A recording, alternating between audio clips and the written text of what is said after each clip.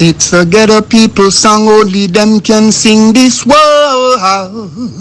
It's a song for the poor who is facing suffering.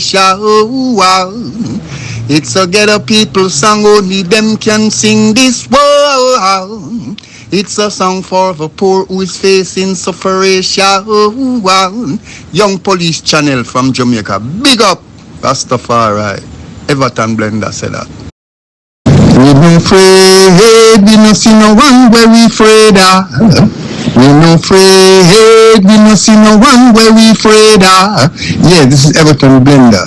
It's all about the young police from Jamaica. See Young Police Channel. Big up yourself. Everton Blender said that. We no afraid, we no see no one where we afraid of. If you are tired of seeing criminals get away with murder, tired of hearing excuses for the wicked, then it's time to take action. Hit that subscription button now and stay in the loop with the Jamaica Young Police Channel. We are not here to sugarcoat. We are here to expose the truth, bring justice, and make sure the real heroes get the recognition they deserve. Don't wait for the change. Be the change. Subscribe, like, and let's make some noise and hold those criminals accountable. Justice in action. Speak up. Crime must fall. And remember that we have go inside this description box and you'll see various links to various things for the Jamaica Young Police Channel. JamaicaYoungPoliceChannel.com, where you see articles and stuff like that. Those who like to read, and we continue to give you guys exceptional material over here. So, moving on.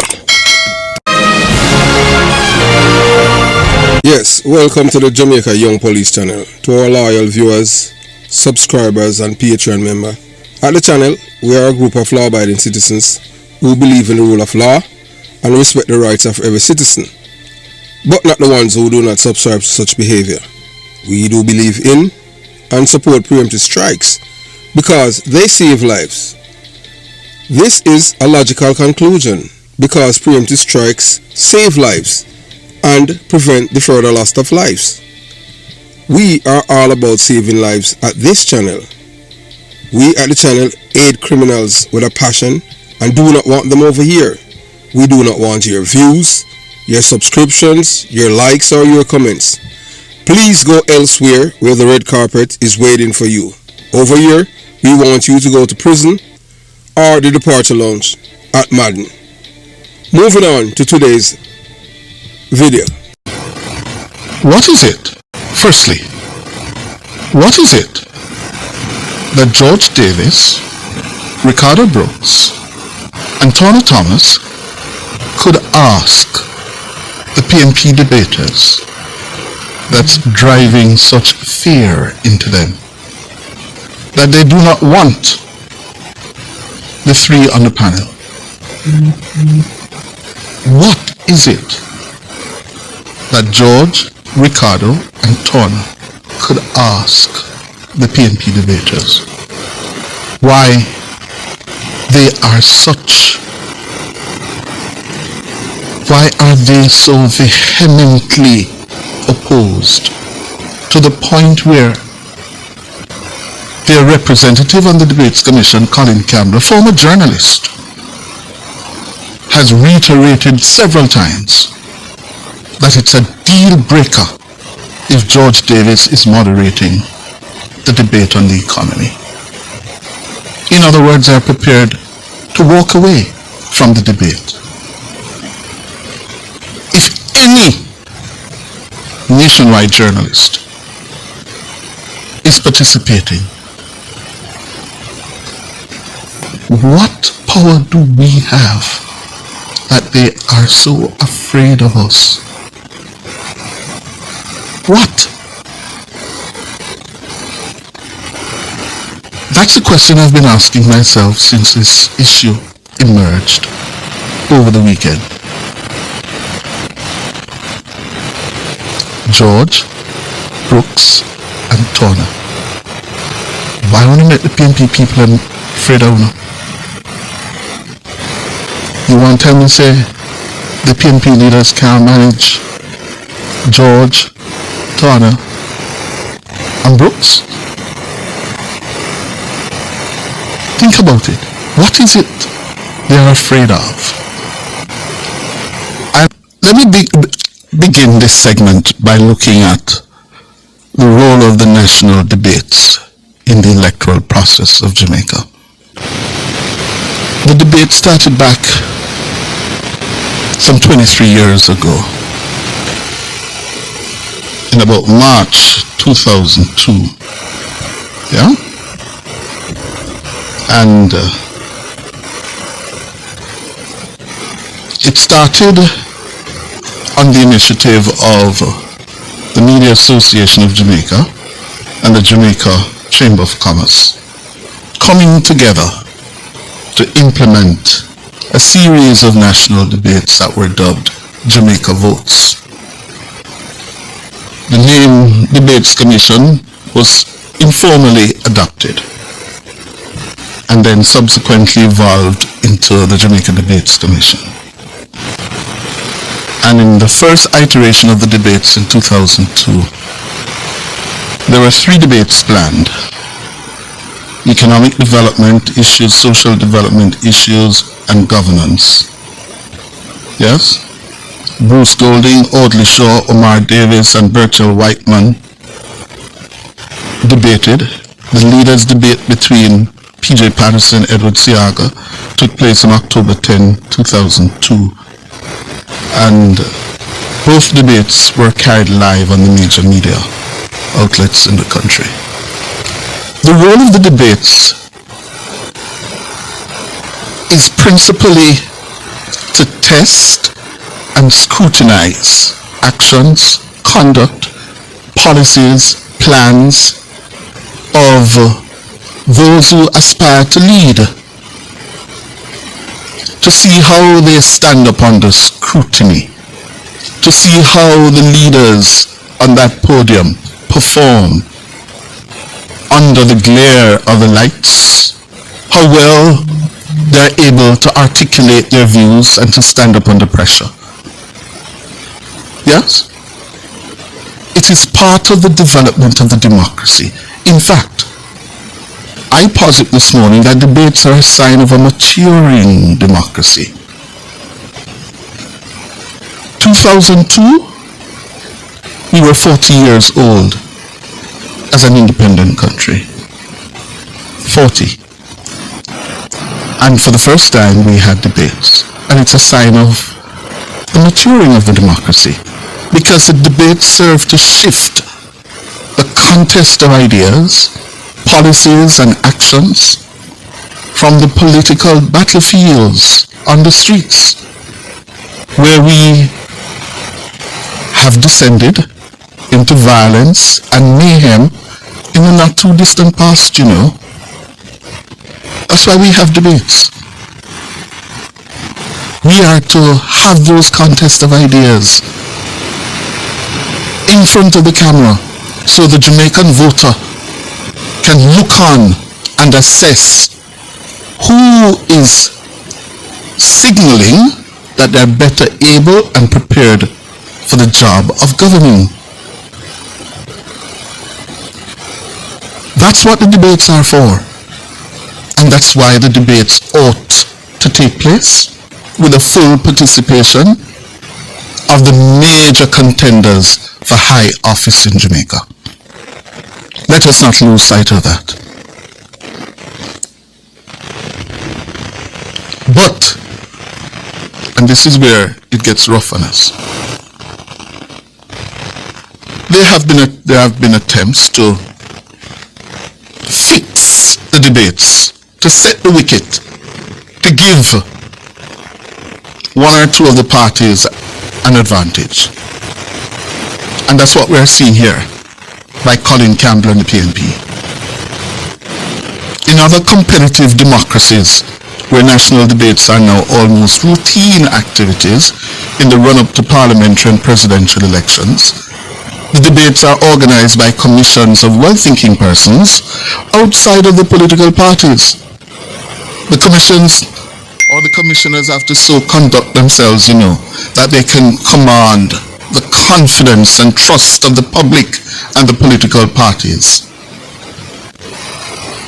The best practice is that the commissioners choose the panel of moderators and questioners. Why? Simple. If the political parties are allowed to do so,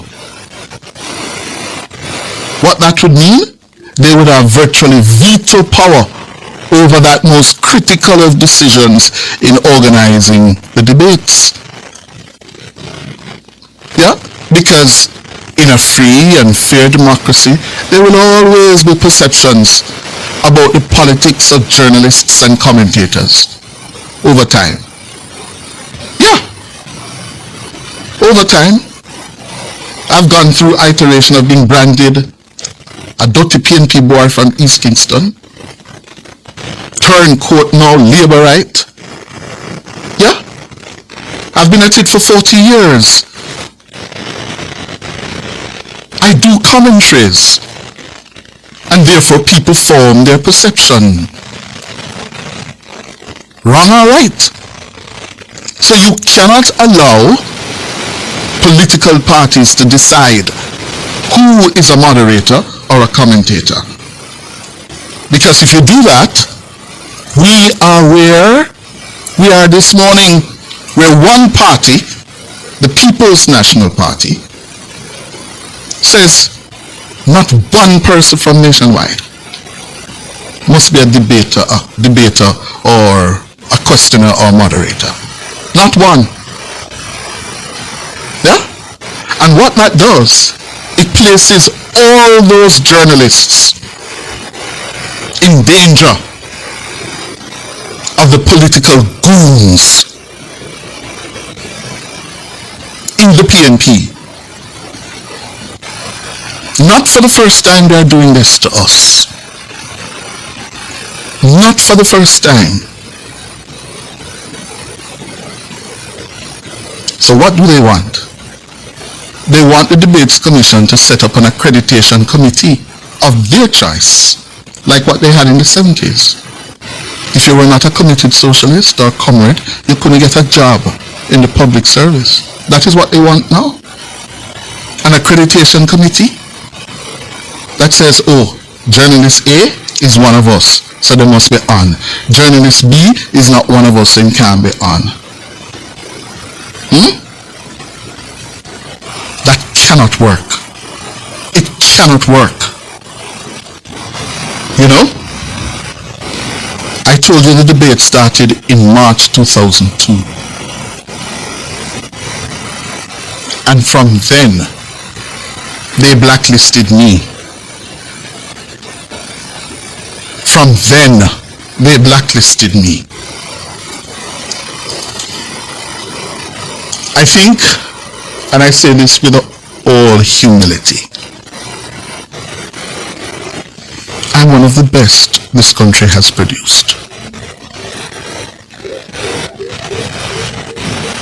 I am one of the best. One Hughes.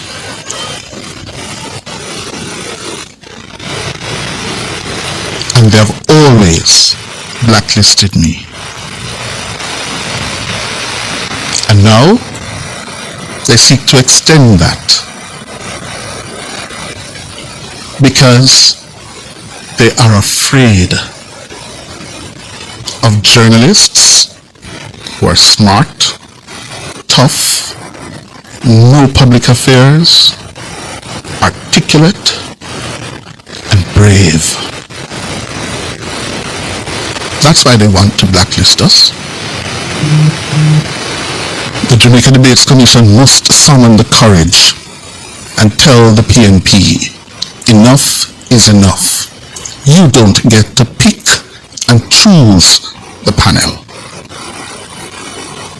Now, where anything is concerned, they've been attacking us over the last 20 years, over 4 election cycles. They punish us in several ways. They put our lives at risk. From their political platforms in front of their enthusiastic supporters. They encourage them to hate us. They speak openly of shutting down NNN. And that has become even more so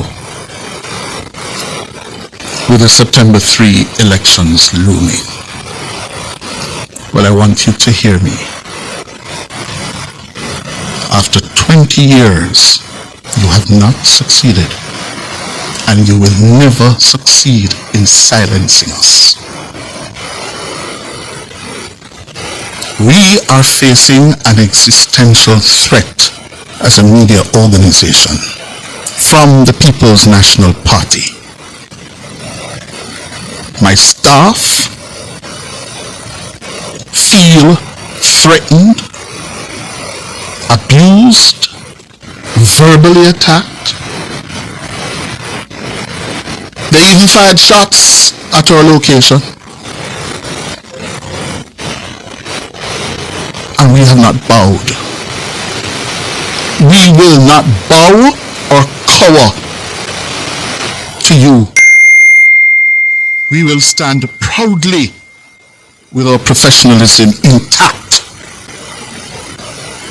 We'll continue to cover you all fairly in our news bulletins, in our commentaries, but we will never be intimidated or bow to you.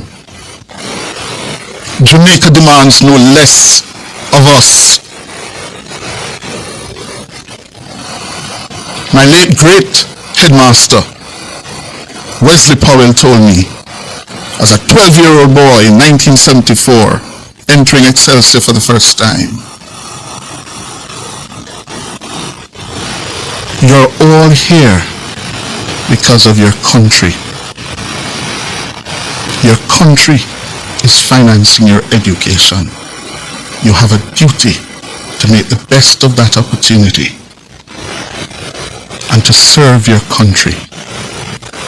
I have chosen to serve my country as a journalist and broadcaster, public commentator. I don't serve political parties.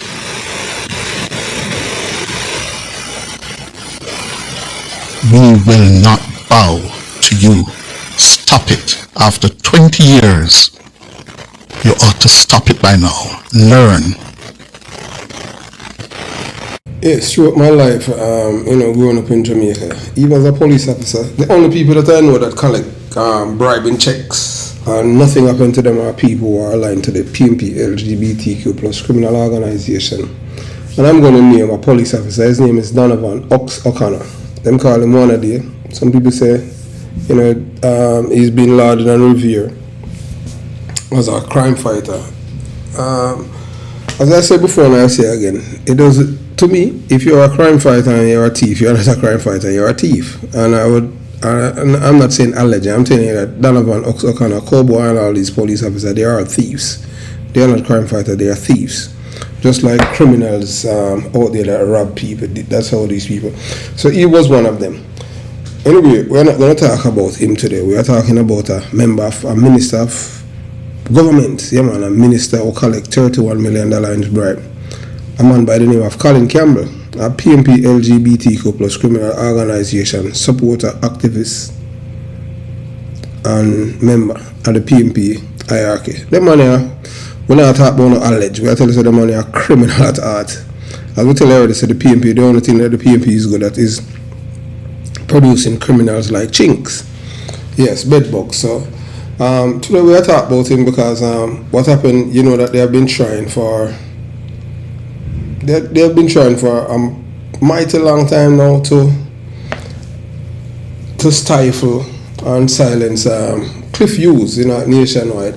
So what they have done is send death threat. They even fire shots at him, the same way that they would like to see harm come to yours truly. But as I said to you before, and I'll say again, I was born and raised in a belly of the beast. I know what these people think, I know how they operate. and the only thing you said you can repel them is if they commit violence, you have to use violence. You don't turn the other cheek. I am a firm believer in that. As to me, they know that I do not play with criminals. I don't friend criminals. I don't like criminals, and I can go on and on. So we're talking about Colin Campbell, the rise of Colin Campbell from the 1970s, PNP enforcer, to the Trafigura, or Trafigura bagman, yeah. So, boy, in every corrupt political system, there are functionaries, operatives, who do the dirty work, enforce the party line, and operate in the shadows until the day they are rewarded with power and a ministry. Colin Campbell is one such figure. So today, we're going to listen to Cliff Hughes. And those of you who listen to the channel, when I tell you that there's a video for you to watch, it's always in the presentation. But some people, I don't know, they don't have the patience or the tolerance to expand their brain. Cannot pass like 8 or 9 minutes. The video is always embedded in it. So we're going to listen to our work by Cliff Hughes. And Cliff Hughes is going to outline some things to you about Colin Campbell to show you the next side of this man. As I said to you before, the only thing that the PNP know to create are criminals, and they breed them like chinks. So while many figures in Jamaica has only become familiar with his name in the 2006 Trafigura scandal, Campbell's career of partisan loyalty, political enforcement, and questionable alliances began decades earlier in the turbulent and bloody 1970s, one of the darkest periods in Jamaica's political history. And the PNP want to revive that kind of legacy of criminality in Jamaica, where we kill each other as a black people for a political party. Yeah, that is what they want to do. So the 1970s, the age of garrison politics and PNP enforcers.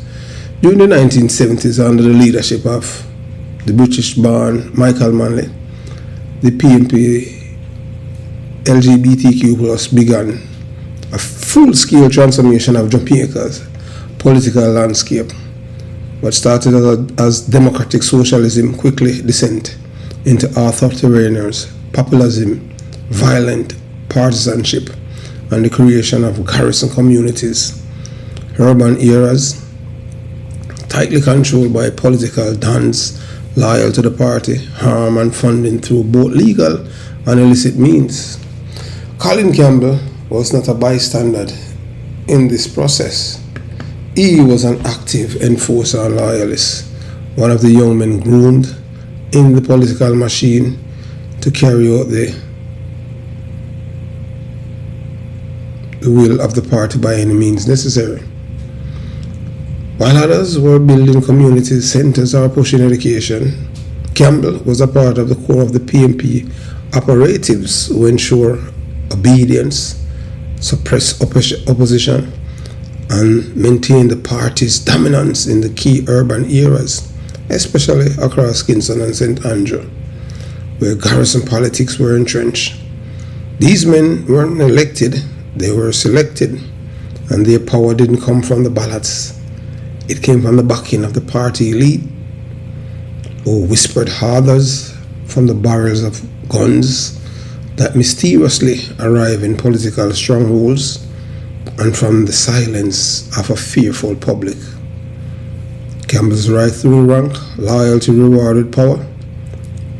By the 1980, as Jamaica reeled from political violence and economic collapse, Campbell was embedded deep in the PNP hierarchy. His reward for years of loyalty in the trenches of political warfare, yes, upward mobility in the PNP party's ranks. He served in various administrative advisory roles, always close to the corridors of power, but never far removed from the straight-level political machinery that had secured his rise.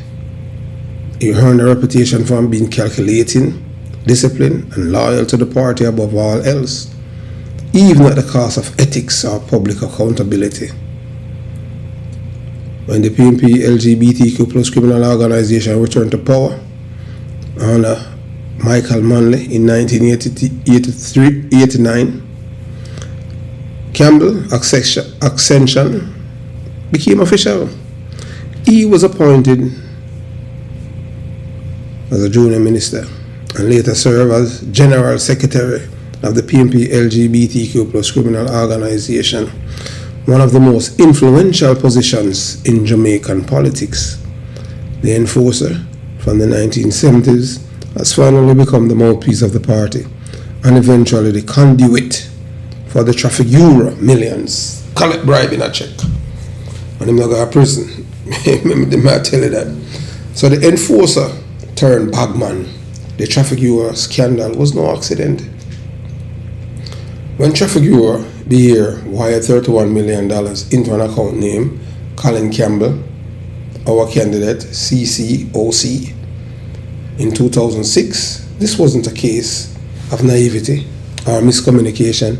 It was the culmination of decades of political entitlement, a culture where men like Colin Campbell believed they were above scrutiny, above the law, and entitled to exploit their positions. Only a man steeped in political arrogance and criminality and corruption of the 1970s garrison culture could accept a bribe that openly through a traceable bank transfer and then insult the intelligence of Jamaican people by calling it donation for an account set up 13 years earlier. This wasn't just about one payment, it was about a pattern of behavior, a belief forged in the 1970s and reinforced through every rung of political advancement that the PNP LGBTQ plus criminal organization power was permanent, that accountability was optional, and that loyalty would always shield its soldiers. As I said to you before, and I say again, these people, PNP and all, if you're a PNP supporter, you're a criminal-minded person or a criminal supporter. It's both. It's either you're a criminal supporter or you're a criminal-minded person. It's as simple as that. These are not people that have ethics, decency, honesty, or truthfulness in them. These are criminals at heart. If you want a good wife or a good woman, try not to pursue any of them that live in the PNP LGBTQ plus stronghold, because you can hardly find them. I am telling you, if you're a man, you're bound to get jacket, because they're going to have 10 or 15 men. That's how the women from the PNP communities operate. Dishonest, unethical, immoral, and I can go on and on. So Campbell legacy, corruption normalized, accountability evaded, even when forced, would cause for a criminal prosecution by then Contractor General Greg Christie. Campbell refused to cooperate fully. The same man, you know, you understand what I'm saying? The same man who collected the bribe for 31 million Jamaican dollars and him not go to jail and go to prison. So tell me, that's why I tell you, said Jamaica is a criminal's paradise. The one God's earth, a man collect $31 million in a bribe and get away scot-free. So Campbell refused to cooperate fully with the Office of Contractor General, led by Greg Christie. Then Greg Christie have integrity, but he has lost it from even to the Integrity Commission. They had been able to corrupt him. If you are not corruptible, at first this was a guy that I looked up to because I saw him as seeing him then as someone that was incorruptible, but he allowed himself to be corrupted by them. That's how the PNP are. If you are, that's how the PNP operate. They are able to corrupt people who are corruptible. If I was corruptible, I'd be right here now, be telling you, spreading propaganda for the PNP LGBTQ plus criminal organization. So despite Greg Christie's courageous recommendation that criminal charges be brought for obstruction, the Director of Public Prosecution declined to prosecute, citing the passage of time. Colin Campbell escaped justice not because he was innocent, but because he was entrenched. So what happened then was with this case now after the investigation, and the Contractor General, Greg Christie, so there's a statute of limitation to harass and charge people for obstruction in Jamaica when it comes on to politicians. But for you, the regular guy, there's no statute of limitation. So these people have designed the law to benefit their friends and their cronies. So it's a criminal system, and that needs to change.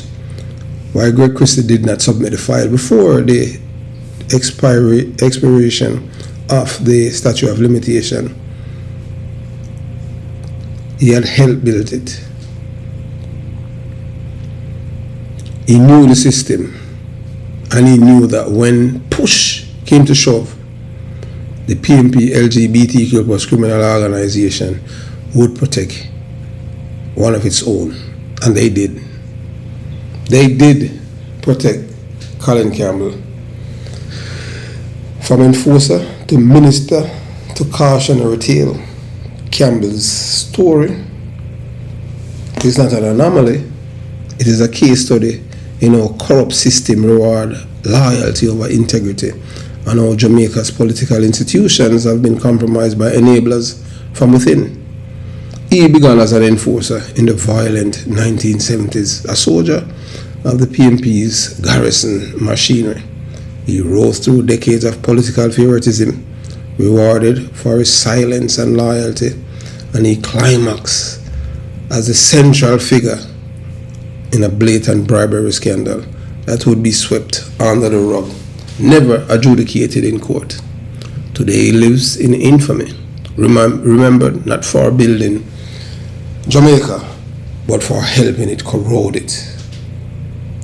If Jamaica is to heal from the wounds of corruption, it must confront the legacy of men like Colin Campbell.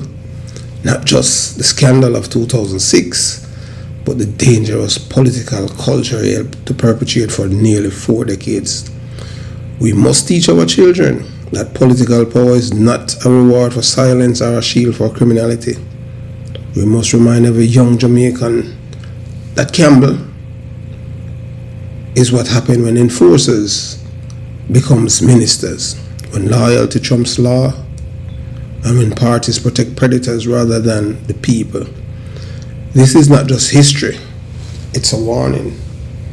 I will tell you already now, I say again, the PNP LGBTQ plus is a criminal organization. I will say that without any apologies. Yeah, so, Colin Campbell is a corrupt guy, you understand? Collect $31 million in bribe and just walk away because the system is designed for people like him. The PNP minister who took a bribe in a check. In the annals of Jamaica's political history, few scandals have cast such a long and shameful shadow in Jamaica. The Trafigura scandal. In the annals of Jamaica's political history, few scandals have cast such a long and shameful shadow on Trafigura affair, a glaring example of how corruption, when married to political privilege, can undermine national trust and taint the reputation of a nation. At the heart of this scandal was Colin Campbell, a former Minister of Information and General Secretary of the People's National Party, in which I termed the PNP LGBTQ plus criminal organization.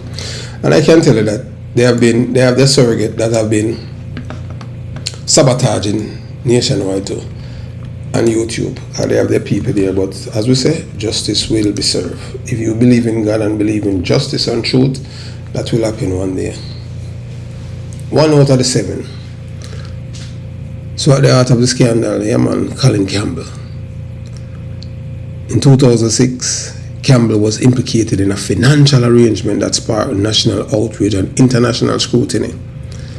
The evidence, a paper trail, a check that traced a $31 million payment from the Dutch oil trading giant Trafigura beer directly into their account. CCOC Association, and a common acronym that shamelessly stood for Colin Campbell, our candidate. The anatomy of a bribe, $31 million, 3 payments, 1 goal. In September 2006, Trafigura bear a company with a commercial contract to lift and sell Nigerian crude oil on behalf of Jamaica. Transfer a total of $31 million Jamaican to CCOC Association. These payments were made while the company had an active business relationship with the Jamaican government, a clear and troubling conflict of interest. All the Jamaican people found out thanks to Special Branch. I will say to you before, and we say again, anything that the PNP, LGBTQ plus criminal organizations scrap, the Jamaica Labour Corps must reinstate it. But they haven't, because you have to understand it's a cabal.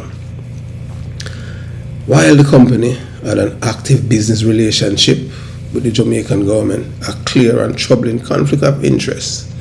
This was not a donation made in secrecy or hidden under a complex shelled or offshore account. No. This bribe was so blatant, so brazen, that it was wired via traceable banking channels, a testament to the culture of impunity that existed among certain political elites at the time. Colin Campbell's fingerprint were all over, and the digital fingerprint was there to show the corruption. They didn't hide it. Campbell's weak defense, it was just a political campaign account. Faced with a barrage of questions, Colin Campbell claimed that the CCOC Association account has been established by friends in support of his 1993 election campaign, 13 years before the payment in question. He argued that the account had merely been used as a bearer to channel donation from Trafigura to the PNP government. But Jamaicans aren't fools. Some. But we still have many fools and dummies in Jamaica right now that support the PNP LGBTQ plus criminal organization. Most of them can't read. If they see them name on a bowl of them eat it. So why would a Dutch oil firm with zero grassroots presence or ideological connection to the PNP suddenly wants to donate millions to a Jamaican political party during the tenure of a contract from that same government? Even Trafigura itself contradicted Campbell's explanation. The company claimed the funds were a part of commercial arrangement, not a political donation. And if that were true, then what business did commercial payments have in a personal political campaign account? This wasn't charity. It was influence peddling, plain and simple. The PNP response, a tapestry of evasion and denial. Initially, the PNP maintained that the money was a legitimate donation, but when public pressure mounted and international attention intensified, the party scrambled to save face. The funds were swiftly returned to Trafigura under the guise of a misunderstanding. Because not every Jamaicans are fools. We know that the people in the PNP, LGBTQ plus criminal organization, supporters, voters and activists, they're in a cult, so nothing, they have no bottom. These are people who don't even believe in God or respect God. But yet, 98% of their criminals walk around with Bibles in their back pocket, blue Bibles. They expect that God to protect them from evil when they themselves are evil. Jamaica has laws against foreign political donations. The representation of the People's Act prohibits such transaction. The very acceptance of that money, regardless of the purpose, was illegal, yet no one was held accountable. So some people would say that Greg Christie's courageous stand. The contractor general speaks, but guess what? He was there protecting Campbell. The then contractor general, Greg Christie, stood as a beacon of integrity in the fog of political obfuscation. After an extensive investigation, Christie's concluded that Campbell had obstructed the probe without vital information and failed to cooperate. Actions warranted criminal charges. He formally recommended prosecution for Campbell's obstruction of justice. But even that bold act of integrity was ultimately drowned in the murky waters of Jamaican political expediency. The DPP rule, justice delay, justice deny. The Director of Public Prosecution reviewed Christie's recommendation only to decline prosecution. The reason? A technicality, a passage of time between 2006 transaction and the 2010 report. Let that sink in. The passage of time was not enough to erase accountability for an hack that stank of corruption and betrayal. Once again, political power shielded the guilty from consequences. Campbell was never charged. The case effectively evaporated, not because the evidence was insufficient, but because the political will was. The bigger picture, what this tells us about the PNP LGBTQ plus criminal organization and the political culture in Jamaica. The Trafigura scandal is not just about Colin Campbell. It is a symptom of a broader disease, one that has plagued Jamaica for decades. The normalization of corruption, the abuse of public trust, and the moral decay within political leadership in the PNP LGBTQ plus criminal organization. This was a moment when the PNP exposed its hand, choosing to protect one of its own rather uphold the law. It sent a chilling message to the Jamaican people that in the PNP LGBTQ plus criminal organization playbook, the ends always justifies the means, even if it means selling out the country to foreign interests. A bribe by anyone else is still a bribe. Despite the denial, the spin, and the cowardice of political actors, the truth remains: Colin Campbell accepted a bribe on paper, in public, and in full knowledge of its impropriety. And the PNP LGBTQ plus criminal organization enabled it. This is not a closed chapter in our history. It is an open wound, a reminder of the cost of silence, the price of political apathy, and the need for a new kind of leadership that places country above self. The Trafigura affair must never be forgotten, because a nation that forgets its betrayal is doomed to repeat them. Let the facts speak, but let the people remember and never allow this kind of treachery to pass unchecked again.